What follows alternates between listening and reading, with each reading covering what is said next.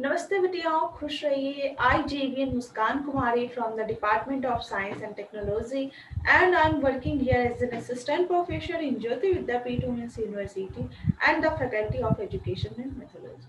So in this session today, I will discuss with you the basic topics, that is the what is the multiplexing and what is the involvement of the multiplexing during the transmission of the data packets, why it is so important, and please define some specific role of the multiplexing in the computer networking. Clear?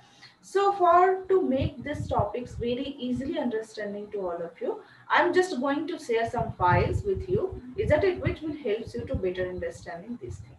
Clear? So hold 1 minute. Yes, this one. This one is the multiplexing here.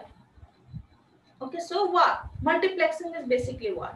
Multiplexing is a techniques which is used to combine and send the multiple data streams over a single medium. Isn't it single medium? It means there is a single communication channels, and you are here that what you are doing. This is a techniques which is basically used to combine and send the multiple data streams. Suppose there are multiple sources from where the data is coming as an input, and you are transmitting that data over the communication channels to reach towards the destination.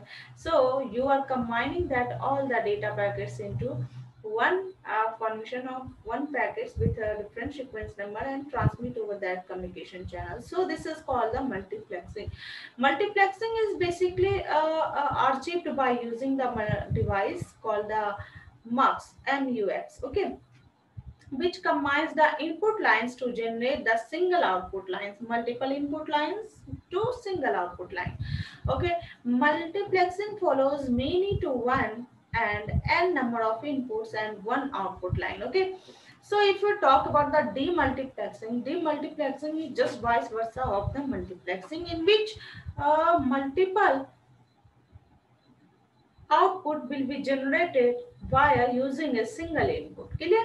So this is also using a device that name is DMUX. Okay, so available at the receiver side. MUX is at the center side, DMUX is at receiver side. Okay, during the multiplexing. So DMUX separates a signal into the its component signal, one input and n outputs, and we can say that demultiplexing follows the one to many approaches. Now, if we talk about why we have required the multiplexing, so there are some points which I will discuss with you.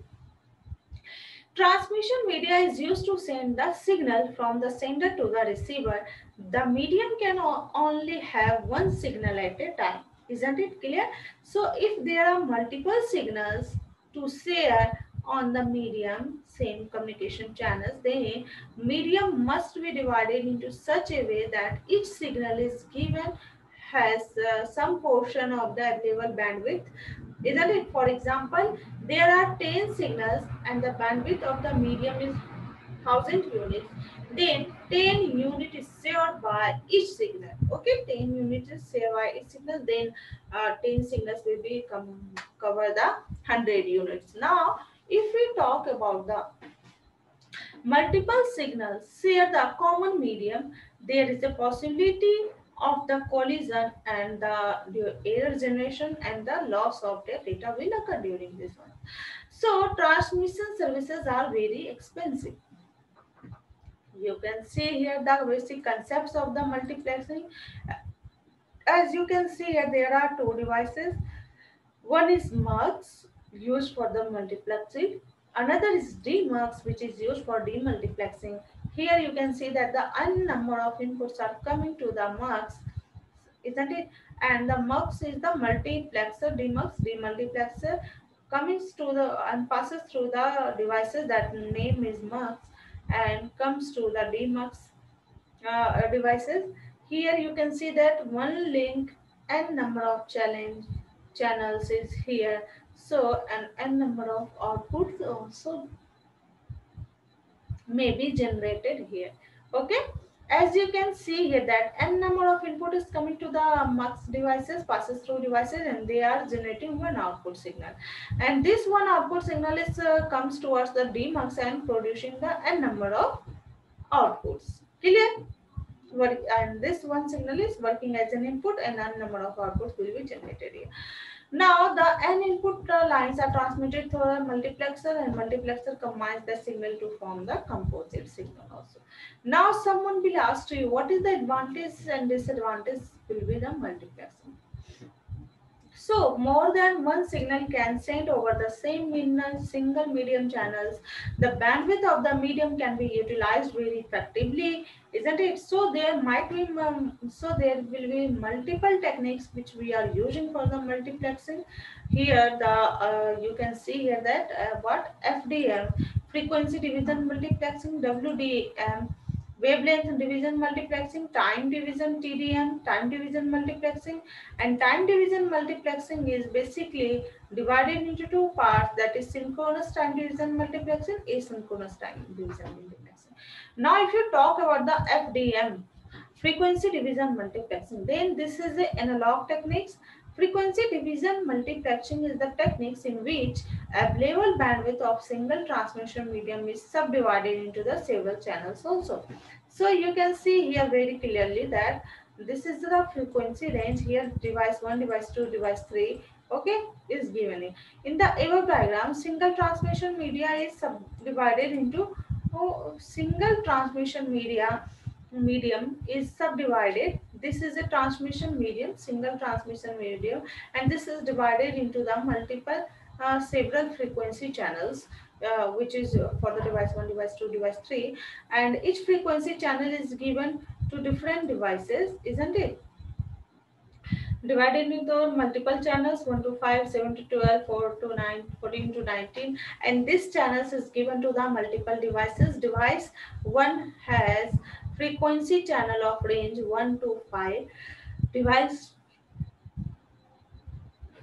similar as the device 2 has similar frequency of channels like 7 to 12, and device 3 has similar frequency of channel like 14 to 19. Okay, so the main aim of FDM is to subdivide the available bandwidth into the different frequency level channels and allocate them to the different devices. Clear? So the carriers which are used for modulating the signals are also known as the carriers. Okay, so FDM is mainly used in radio broadcast and TV networks. Now, if you talk about the advantage of TDM, then what will be the advantages of the TDM?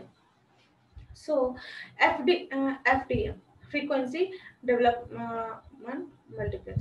So, what is the basically advantage of FDM? FDM is used for the analog signal. This is the best. First, FDM process very simple and easy modulations. Large number of signal can be sent through the FDM simultaneously. It doesn't require any synchronization between sender and receivers. If you talk about the disadvantage of FDM, then we can say that this is the techniques which is used only when low speed channels are required, and it suffers the problem of crosstalk also. A large number of modulators are required. It requires a high bandwidth channels also. Now if you talk about the applications of FDM, FDM is commonly used in TV network. It is used in FM and AM broadcasting. Each FM radio station has different frequency, and they are multiplexed to form the composite signals also. You can see here that there are n number of n source and n number of input sources is here. You are just going to multiplex these all the things into the signal communication channels. Okay. So if you talk about the TDM, TDM is basically what?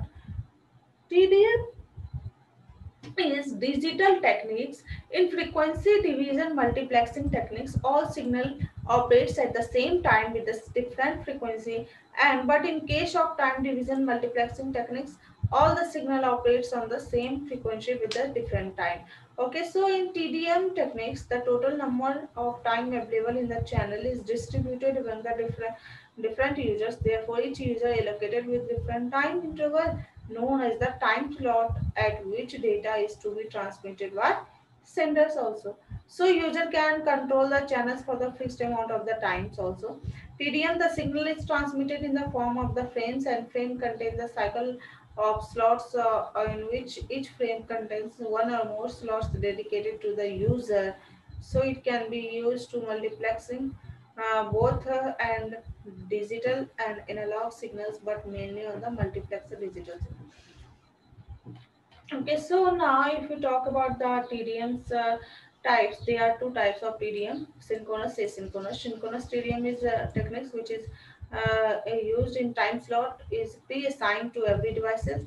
In TDM, each device has a given time slot is respective to the fact that device contains the data or not, isn't it? So this is all about the your synchronous TDM.